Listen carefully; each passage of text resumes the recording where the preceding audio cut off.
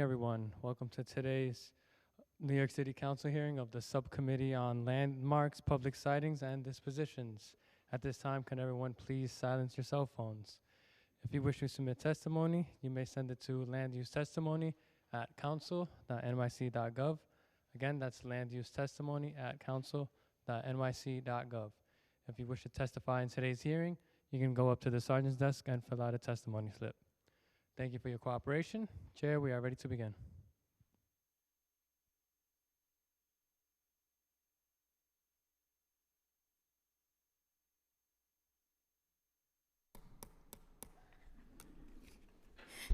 Good morning. I'm Councilmember Farrah Lewis, Chair of the Subcommittee on Landmarks, Public Sightings, and Disposition. I am joined today by my colleagues, Council Members De La Rosa, Batcher, Nurse, Ung, and Marte. Today we will conduct votes and hold public hearings on a number of items, but before we begin, I will recognize the Subcommittee Council to explain today's hearing procedures. Thank you, Chair Lewis. I am Arthur Ha, counsel to this subcommittee. This meeting is being held in a hybrid format. Members of the public who wish to testify may do so in person or via Zoom. Those wishing to testify by Zoom for today's hearings were asked to register online. If you have registered to testify and are not yet signed into the Zoom, please do so now and remain signed in until after you have testified. If you wish to testify via Zoom and have not yet registered, please do so by visiting www.council.nyc.gov/land-use and sign up now. If you have written testimony that you would like the subcommittee to consider in addition to or instead of appearing before the subcommittee, or if you require an accessible version of a presentation given at today's meeting, please send an email to landusetestimony@council.nyc.gov. Please indicate the LU number and/or project name in the subject line of the email. Lastly, there may be extended pauses as we encounter technical problems. We ask that you please be patient as we work through any issues. Chair Lewis will now continue with today's agenda. Thank you. I want to first note that LU's numbers 113 and 114 related to the Gateway Site 26A and Phase 5 proposal will be deferred and taken up at an upcoming meeting. We will now vote to approve LUs 104 through 107 relating to the 705 10th Avenue DEP site redevelopment proposal in Councilmember Batcher's district in Manhattan. The proposal would facilitate the development of a new 8-story mixed-use building with approximately 157 units of affordable housing, ground floor community facility space, and a publicly accessible open space to be operated by the City of New York, by New York City Department of Parks and Recreation, Councilmember Batcher is in support of this proposal. We will also vote to approve LUs 108 and 109 for the Cambria Heights 222nd Street and 227th Street Historic District designations, respectively, in Councilmember Williams' district in Queens. Councilmember Williams is in support of these two historic district designations and has asked me to make a statement on behalf, which I will now read. I am proud to support the designation of 2 blocks in my district through today's vote on the Cambria Heights 222nd and 227th Street historic districts. Historic districts are especially important in Black and Brown communities, and I hope more historic districts in Eastern Queens will be designated in the coming years. These blocks were developed in the early 1930s and are well preserved and are architecturally distinctive within the Cambria Heights neighborhood. They stand out with their whimsical and imaginative storybook style and as examples of Black and Caribbean home ownership. The history of the Black and Brown communities has long been ignored. I would like to thank the Landmarks Preservation Commission for their equitable approach to making our rich history visible, because our history in New York, our history is New York City's history. I urge my colleagues on the subcommittee on Landmarks, Public Sightings, and Dispositions to join me in supporting this designation and to vote yes to preserve the unique part of New York City's history. That concludes Councilmember Williams' statement. I'd like to take this time to recognize Councilmember Batcher or any of the committee members who have any questions or remarks. I don't know, Councilmember Batcher, if you have remarks that you want to share today. Sure, just want to thank you, Chair Lewis, and all my fellow committee members. Today we're voting on a 8-story, 100% affordable building that'll provide 157 permanently affordable units. It's being built over the rail cuts off of 49th and 10th in Hell's Kitchen. It will also include a community arts and culture facility, a public comfort station, and that is accessible from a DEP-owned public space. And in the last 24 hours, we were able to get more family-size units added to the formerly homeless category, and we're also able to get more assurances from DEP that the green space will remain as green space for the community. I want to thank my staff, Council Land Use, Community Board 4, Douglaston, and the Actors Fund, HPD, and the administration for working with us to bring this project to fruition. Thank you. Do any members want to provide remarks or have any questions? No, great. I now call for a vote to approve LUs 104, 105, 106, and 107 for the 705 10th Avenue DEP site redevelopment proposal, and LU 108 for the Cambria Heights 222nd Street Historic District, and LU 109 for the Cambria Heights 227th Street Historic District. Council, please call the roll. Chair Lewis. I vote aye. Councilmember De La Rosa. Aye. Councilmember Marte. Aye. Councilmember Nurse. Aye. Councilmember Ung. Chair, the vote currently stands at 5 in the affirmative, 0 in the negative, and no abstentions. We will keep the vote open in the event other subcommittee members join. Thank you and congratulations, Councilmember Butcher and Councilmember Williams.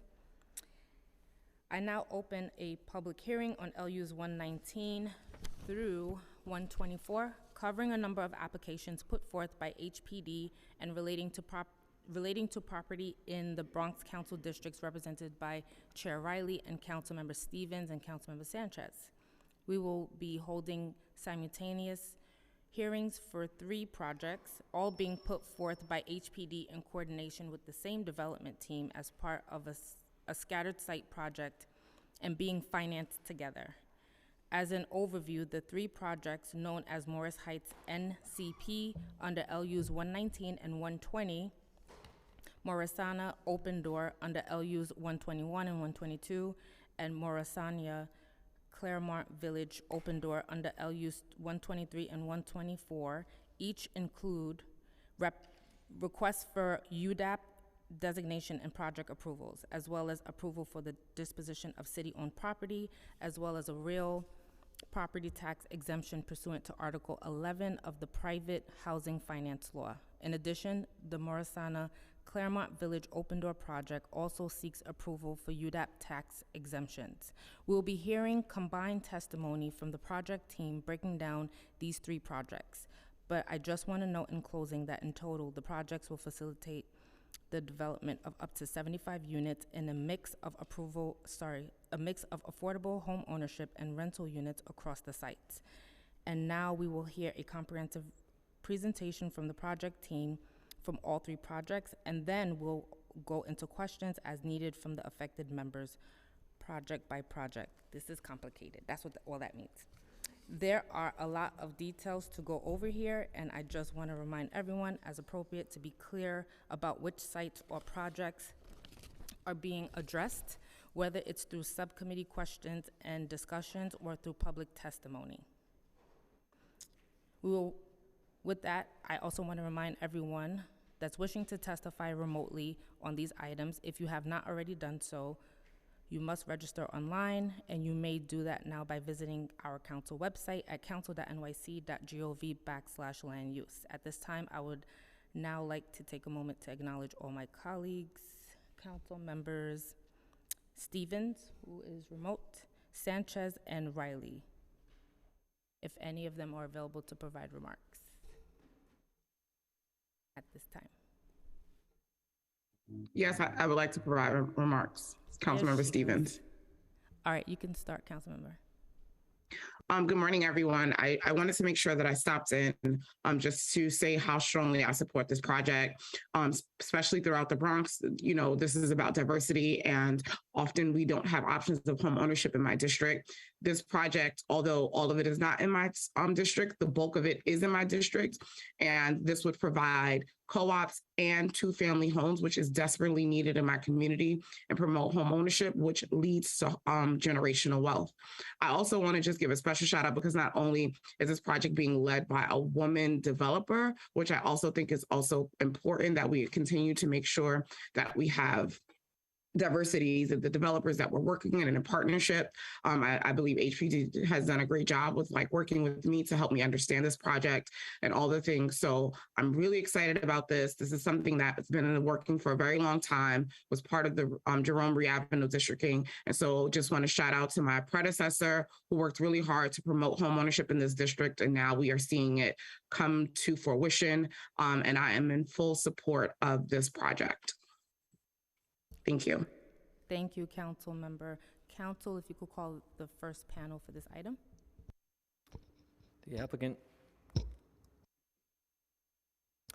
The applicant panel includes Winifred Campbell and Rosa Kelly of HPD, along with Sandra Erickson, Mary Ellen Cooper, and Rosa Negron as project and team partners. Also available for Q&A today, I believe we have Ted Weinstein, Ryan Moros, and Brittany Spence, all of HPD, and Josh Weissman of JCAL Development Group. I'll note that Ted Weinstein and Winifred Campbell are joining us remotely, I believe.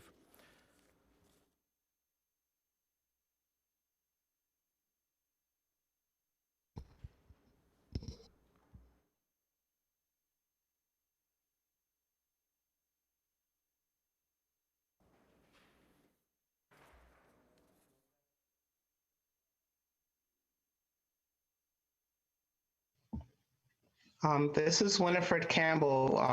Should I begin the presentation? Oh, we'll call on you at some point. You can mute for now.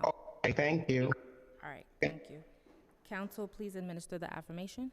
Panelists, would you all please raise your right hand, and I will call on each one of you individually to answer the following. Do you affirm to tell the truth, the whole truth, and nothing but the truth in your testimony before this subcommittee and in answer to all council member questions? Rosa Kelly. Yes. Sandra Erickson. Yes. Rosa Negron. Yes. Mary Ellen Cooper. Yes. Winifred Campbell. Yes. And do we have Ted Weinstein? All right, that's it. Thank you. Yes. Thank you, everyone. For the viewing public, if you need an accessible version of today's presentation, please send an email request to landusetestimony@council.nyc.gov. Panelists, please restate your name and organization for the record as you begin. And if one of you would please also let us know when you would like to begin showing your presentation, our staff will display that on the screen. You may all begin. Good morning again. This is Winifred Campbell. I'm representing HPD, and we are ready to show our PowerPoint presentation. Thank you so much. Good morning, Chair Lewis and council members. The project that we're presenting to you this morning is the Morrisania-Morris Heights cluster, as already has been stated. Next slide, please. So this cluster is a scattered site proposal, and it spans 6 Bronx community districts and 4 council districts. The project was a winning proposal in a request for qualifications that invited applicants to submit proposals to develop clusters of small scattered infill sites that were otherwise too small or too difficult to develop on their own. So the designated developer for this project is a joint venture, Neighborhood Infill Partners, and you will hear more about them later in the presentation.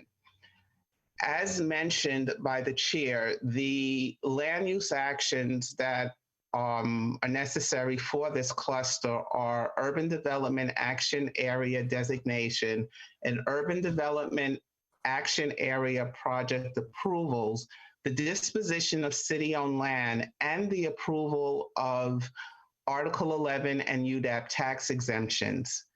Next slide, please. So the cluster is broken up as follows. There are two ULURPs, one in Council Districts 14 and 16, and it involves the new construction of 28 affordable rental units developed through HPD's Neighborhood Construction Program, or as we call it, NCP. The other ULURP is in Council District 16, and it will provide 23 affordable co-op units through HPD's Open Door program. And the last component of this cluster is the non-ULURP sites. These sites are in Council Districts 12 and 16, and they will be developed as two-family homes through the Open Door program. I will now turn the presentation over to Sandra Erickson, representing the development team. Good morning, everyone. Wonderful to be here. Thank you for your consideration of our project. The development team is, I'm Sandra Erickson, representing Sandra Erickson Real Estate. I'm in business since 1984. Based in Community Board 5 now since 1989. So we're neighborhood-based property owners and managers. We have 35 Bronx buildings, affordable housing that we're managing. And we have a very long history of commitment to the community. I've sit on Community Board 7 for 23 years in the Bronx, where I'm a vice president of the Bronx Chamber. I'm involved with economic development in the Bronx. We do SBA lending, along with many other community commitments. Next, we have JCal Development. They're a Bronx-based affordable, I'm sorry, next slide, sorry. We have JCal Development. They are Bronx-based affordable housing developer. They've created more than 1,000 units of affordable rentals and home ownership, affordable home ownership, and they have an extensive network of locally based MWBE subcontractors and suppliers. And next we have OCV Architects. They've been in business for more than 30 years designing affordable and sustainable projects, and we have worked with them for more than 20 years. Next slide, please. Here's a map of the project sites. I will note that the site is so scattered that two of the northern sites, 30 West 182nd and 1234 East 223rd, are in the north, not on the map, because otherwise you wouldn't be able to see it. They're in Community Boards 3, 4, 5, and 12, and Council Districts 12, 14, and 16, as has been stated. And next, I will hand it over to Mary Ellen Cooper from OCV Architects, who's going to give an overview of the development sites. Hello. Next slide, please. The first project is 30 West 182nd Street in Community District 5, Council District 14. This 6-story site has 11 units total, 10 one-bedroom units and 1 two-bedroom unit at the first floor. The project offers rear yard recreation space for all tenants. There's laundry facilities and trash room. Next slide, please. 1647 Popham Ave is in Council District 16 and Community District 5. There are 17 units total, 5 one-bedroom and 12 two-bedroom units. This site offers laundry, bicycle storage, tenant storage, and also has rear yard recreation space for everyone. Next slide, please. 1312, 1314 Chisholm is in Council District 16, Community District 3, and has 1 studio apartment, 11 one-bedroom apartments, and 11 two-bedroom apartments. Thank you. The building has elevator, trash, laundry, recreation at the rear yard, tenant storage, and a fitness space in the cellar. Next slide, please. The open door sites, there are 7 two-family homes that are being developed for home ownership. The owner's unit will be a 3-bedroom unit, and each building has a rental, either 2-bedroom or 1-bedroom.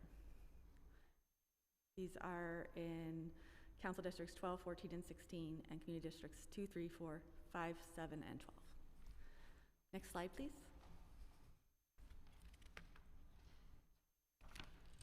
Just going to now talk about the affordability for the 2 rental buildings, the 30 West 182nd and 1647 Popham. The AMI rates are between 30 and 70%.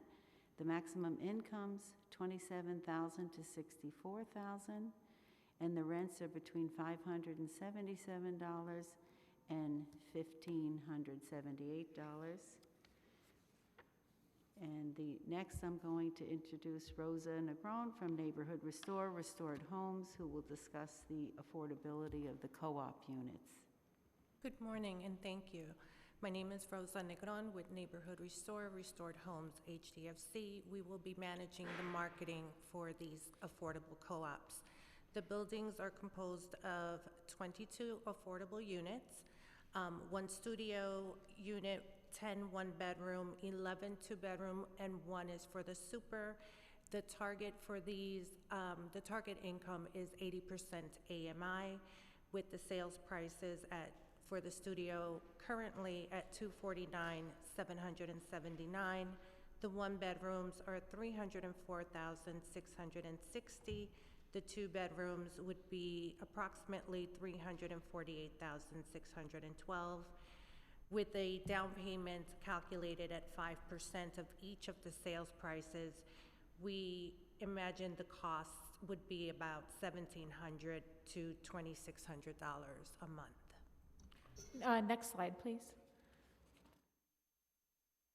And hi, Rosa Kelly, Executive Director for Government Affairs for HPD. I just wanted to flag that HPD's Home First Assistance Program, which is a down payment assistance program, is available. We're happy to connect council members or interested stakeholders if they want to learn more. And I think it's just such a great program. We wanted to make sure that we're mentioning it here when we're talking about these homeownership opportunities. Thank you so much. The next slide, please.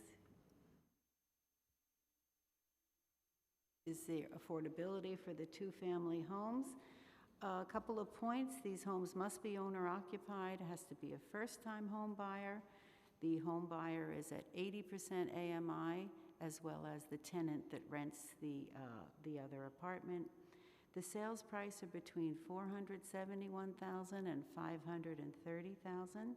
I want to call your attention to the net monthly housing costs, which averages about $1,700. And this is very exciting because the owner will have a 3-bedroom, 2-bath home with parking and a rear yard, all for a net, after you consider the rental of $1,700. So we're particularly excited about this. And they also offer the Home First down payment assistance, HPD does. And Neighborhood Restore, Restored Homes will be working with us on the marketing and also counseling, because these people will not only be new homeowners, but new landlords. So they offer counseling for that. And now we're opening it to questions and answers. Thank you. I have one question before, well, my colleagues are gone. So I have one question, and then after that, we'll move forward. One of the concerns raised in Councilmember Stevens, do you have any questions? Gosh, she was remote.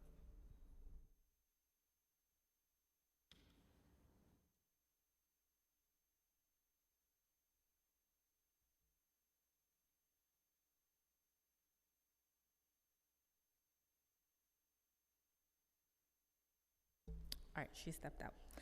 One of the concerns that were raised in prior HPD development proposal discussions, as well as here with this package of applications, is that the average unit size for HPD developments is often quite small. Can either of you please address that concern for these projects? Specifically, more broadly, can you discuss the factors that go into the decisions made? Thanks. So, and I'll turn it over to Mary Ellen in just a second to talk a little bit about the, site constraints. But I think in general, as Winnie mentioned in her introduction, the reason that we are packaging all of these scattered sites together is because they are small lots that were particularly difficult to develop. And so we always strive for the right balance of unit count, which matches the financing and affordability. I think that's sort of the balance that we're trying to strike here. And then I'll turn it over to Mary Ellen to talk a little bit more in detail about site constraints and limitations that led to the unit mix and unit sizes that we present. Okay. I guess to start, the average one bedroom is around 550 square feet, and the two bedrooms range between like 750 to 850 square feet. So these units were developed, like she mentioned, the sites are small. In particular, like 30 West 182nd Street is a 25-foot lot, so that in order to maximize the amount of apartments, we could only do the one bedrooms in this and still have light and air as required by code. All of the larger buildings are maxed out for available zoning FAR. So we are building these as much as we can and trying to get the most units in each project. All right, thank you. Councilmember Stevens is back. Do you have a question? No, I don't have any questions. I think because I just heard we were talking about the size, that was one of my concerns, but the lots are small, which is why I was like, that makes sense. And they're mostly one bedroom and two bedrooms. So for me, that was a concern, but also understanding the size restraints and restrictions. All right, being that there are no additional questions, this applicant panel is excused. Council, are there any members of the public who wish to testify on LUs 119 and 124?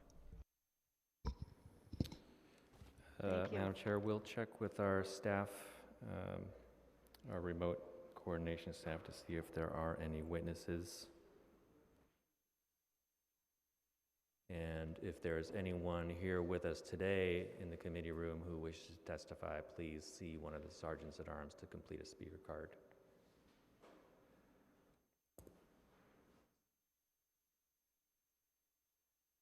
Okay, it appears that we have no public testimony for this item, so we can continue.